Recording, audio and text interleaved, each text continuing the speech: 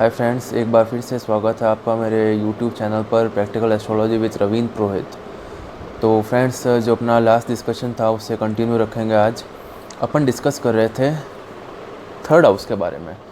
जातक की जन्म कुंडली का तीसरा भाव कह दो या तीसरा घर कह दो, ठीक है। तीसरा घर, तृतीय भाव, तीसरे घर का मालिक या तृतीय भाव का जो लॉर्ड है उसे कहेंगे तृतीयेश या पराक्रमेश।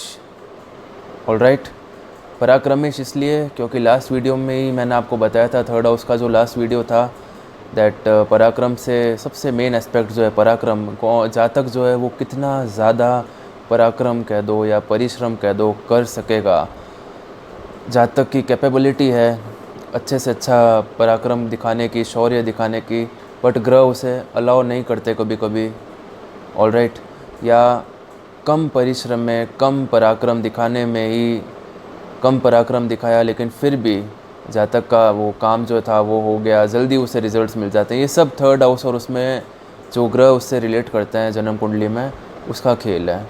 ऑलराइट, तो थर्ड हाउस का ही डिस्कशन जो है उसके साथ आज आगे बढ़ेंगे।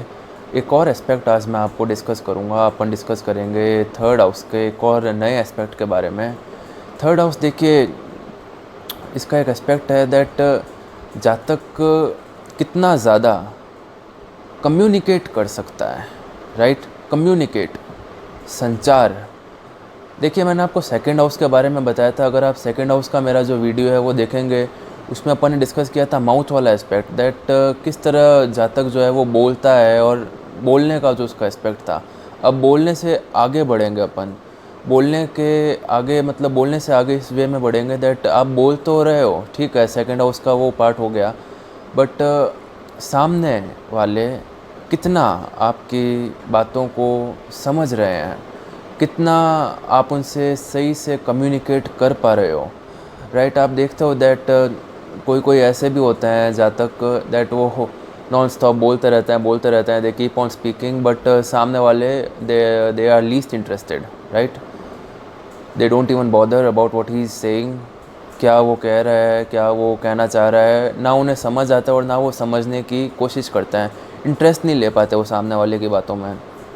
तो ऐसे कौन से ग्रह होते हैं, या थर्ड हाउस का लॉर्ड जो होता है या थर्ड हाउस जो होता है वो किस तरह डिसाइड करता है दैट कितने अच्छे से, कितने अच्छे वे में जातक जो है वो कम्युनिकेट कर पाएगा, संचार उसका किस तरह होगा लोगों के प्रति।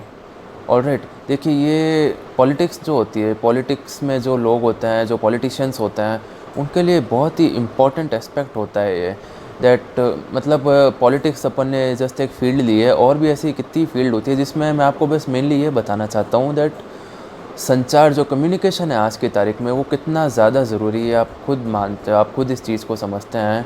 ऑलराइट, तो किस वे में, किस तरह एक जातक जो है वो कम्युनिकेट किस वे में कर सकता है, या उसका जो कम्युनिकेशन है वो कितना ज़्यादा इफ़ेक्टिव होगा।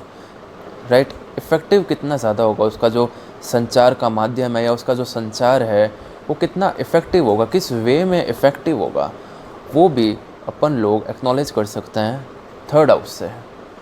ऑलराइट, अच्छा, अब कुछ एग्जांपल्स लेंगे। सबसे मेन एग्जांपल, चंद्रमा, मून, जन्म कुंडली में सबसे सेंसिटिव ग्रह चंद्रमा। ऑलराइट, अगर हल्का सा भी बिगड़ा हुआ हो, सीधा इफ़ेक्ट करता है डायरेक्टली आदमी के मेंटल पावर पे या जातक के मेंटल पावर पे। ऑलराइट, अगर थोड़ा सा भी वीकेंड हो या मतलब पाप प्रभाव में हो, पाप कर्त्री में हो, तो सीधा उसका इफ़ेक्ट पड़ता है, मेंटल स्ट्रेन देता है वो। ऑलराइट, यहाँ पे चंद्रमा का डिस्कशन जो है अभी आगे नहीं करेंगे अपन, जस्ट एज एन एग्जांपल चंद्रमा को यहाँ पे ले रहे हैं। चंद्रमा का सेपरेट जो है वो डिस्कशन अपन उस टाइम करेंगे जब अपन ग्रहों के इंडिविजुअल वीडियोस बनाएंगे। अभी अपन सिर्फ ये चीज़ डिस्कस करेंगे दैट चंद्रमा अगर थर्ड हाउस में चंद्रमा कुंडली में विराजमान होता है, हो जाए जातक के थर्ड हाउस में। देखिए, कुंडली ओपन करनी आजकल एक सेकंड क्लास का बच्चा भी कुंडली ओपन कर सकता है। सॉफ्टवेयर्स आ गए हैं, मैंने आपको बताया था। आपने कोई भी सॉफ्टवेयर डाउनलोड किया, ऐप्स आ गई है, सॉफ्टवेयर्स आ गए हैं, नाम डाला आपने, आपकी बर्थ डिटेल्स डाली, प्लेस डाला, कुंडली ओपन हो गई। मैंने आपको पहले भी मैंने आपसे डिस्कस किया था दैट पहले वाला ज़माने गए, जब आप किसी के पास आपको जाना पड़ेगा, फिर वो आपकी कुंडली बनाएंगे, फिर वो आपसे वो फलादेश जो है वो अपना करेंगे। अब दुनिया आ गई है नेक्स्ट स्टेप पे। ऑलराइट, कुंडली आपके पास हमेशा अवेलेबल है। अब आपको कहीं जाने की ज़रूरत नहीं है। बस अब आपको ये सीखना है कि आप उसे किस तरह एनालाइज कर सकें सही ढंग से। ओके, तो थर्ड हाउस का अपन डिस्कस कर रहे हैं। यहाँ पे चंद्रमा विराजमान हो जाए, कम्युनिकेशन वाला एस्पेक्ट आज अपन डिस्कस कर रहे हैं थर्ड हाउस का। चंद्रमा, देखिए मैंने आपसे मेंटल वाली अभी बात वो डिस्कस की थी, साइकोलॉजी की, किस तरह चंद्रमा इफ़ेक्ट करता है उसे। तो आदमी जातक जो है, आप नोटिस कीजिएगा, जिसके भी तीसरे भाव में चंद्रमा है, अगर हल्का सा भी वीक होता है या थोड़ा सा डिस्टर्ब होता है, तो आदमी दिन रात हर समय अपनी भावनाओं से ही, खुद से ही वो कम्युनिकेट करता रहता है। हमेशा वो अपने ख्यालों में, अपने भावनाओं में खोया रहेगा। फिज़िकली वो कहीं पे प्रेजेंट है, but mentally he is somewhere else.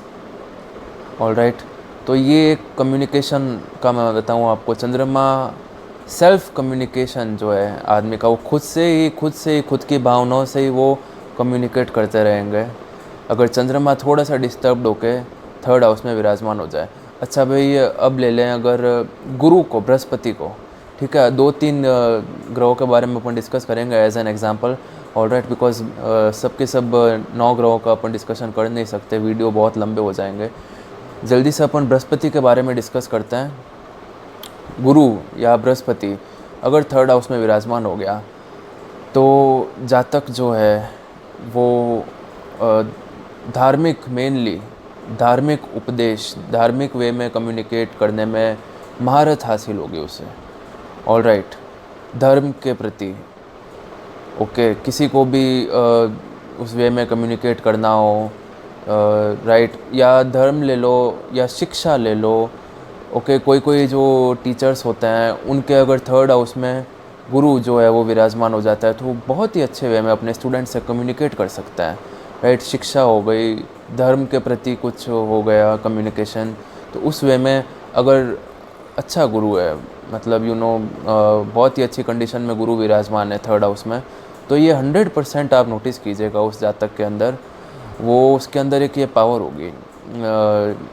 अपने जो मतलब लेसन्स है, अगर टीचर जो कोई है उसके ऐसा है उनकी जन्म कुंडली में, तो वो बहुत ही अच्छे वे में अपने स्टूडेंट से कम्युनिकेट कर सकेंगे। राइट, उसके बाद शुक्र ले लेते हैं, शुक्र का एग्जांपल ले लेते हैं। ओके, अच्छा, शुक्र जो है वो थर्ड हाउस में अगर विराजमान हो जाता है जातक के, थोड़ा सा हल्की सी पावर में आके, वृषभ राशि का शुक्र हो गया, तुला राशि का हो गया, या उसका मीन राशि का भाई चलो शुक्र हो गया। राइट, और भी किसी वे में और भी काफ़ी तरीके से पावर मिलती है ग्रह को। अच्छा, पावरफुल शुक्र अगर थर्ड हाउस में विराजमान हो जाता है, तो जस्ट आपका अपोजिट जेंडर, भाई मान लीजिए कोई पुरुष के थर्ड हाउस में शुक्र विराजमान है, ऑलराइट, अच्छा सा पावर में एकदम विराजमान है, गुड, एकदम शुभ है शुक्र बहुत, तो आपके अपोजिट जेंडर जो है, फीमेल्स जो है, वो जातक फीमेल्स को बहुत अच्छे से मतलब वो कम्युनिकेट कर पाएगा, और उसकी जो कम्युनिकेशन पावर है, उसकी जो मतलब जो भी वो कहेगा, कम्युनिकेट करेगा अपनी बातों को, जो वो कहना चाहेगा, वो अपोजिट जेंडर जो है बहुत ही क्विकली उनको, उसकी उन बातों को कैच करेगा और समझेगा भी। तो ये एक अपोजिट जेंडर के प्रति शुक्र जो है कम्युनिकेट करने की अच्छी पावर देता है, अगर वो शुभ प्रभाव में थर्ड हाउस में विराजमान हो जाए। राइट, अपोजिट जेंडर को आप बहुत ही अच्छे वे में आप उनसे कम्युनिकेट कर सकेंगे, आप उन्हें अपनी जो बातें हैं वो आप उन्हें समझा सकेंगे, शायद मनवा भी सकें आप। ओके, तो सेकंड हाउस में भी शुक्र के बारे में अपन ने डिस्कस किया था, दैट किस वे में शुक्र काम करता है अगर थोड़ा सा अच्छा विराजमान हो जाए। तो शुक्र की ये पावर थर्ड हाउस में कम्युनिकेशन के रूप में मैंने आपको बताई अभी। अच्छा भाई, अब चलो पाप ग्रहों का भी थोड़ा डिस्कस कर लेते हैं। राहु हो गए, राहु जो है वो कोई बहुत ही पावर में अगर थर्ड हाउस में विराजमान हो गया, तो राहु उस जातक को ऐसी पावर देगा कम्युनिकेशन के रूप में, दैट वो अपनी बात हर हालत में येन केन प्रकार अपनी बात वो सामने वाले से मनवा कर ही रहेगा। ओके, वो उसके वर्ड्स में, उसके जो बोली होगी उसमें वो पावर ऐसी होगी, कम्युनिकेशन पावर उसकी इस वे में होगी दैट सामने वाला को उसकी जो बात है वो माननी ही पड़ेगी, इतना इफेक्टिव उसका कम्युनिकेशन होगा। और मंगल ले लीजिए, मंगल देखिए क्रूर ग्रह होता है, बहुत ही क्रूर ग्रह होता है मंगल। अगर थोड़ा सा अशुभ होके मतलब अशुभ प्रभाव में, पाप प्रभाव में भी मंगल अगर थर्ड हाउस में विराजमान हो जाए, वैसे थर्ड हाउस का कारक होता है मंगल, बट फिर भी अगर थोड़ा सा अशुभ होके और थर्ड हाउस में विराजमान हो जाए तो आदमी कम्युनिकेट करने के लिए सामने वाले से वो मारामारी पे भी उतर सकता है, बहुत ही ज़्यादा एग्रेसिव हो सकता है, राइट। काफ़ी एग्रेशन उसमें आ सकता है कम्युनिकेट करने के लिए। ओके, तो ये मैंने आपको समझाया थर्ड हाउस के बारे में, राइट। आशा करता हूँ आपको मेरे वीडियो समझ आ रहे होंगे। Please like, share and subscribe कीजिएगा मेरे यूट्यूब चैनल को, और कोई भी डाउट हो तो आप कमेंट्स में मुझसे पूछ सकते हैं। Thank you so much.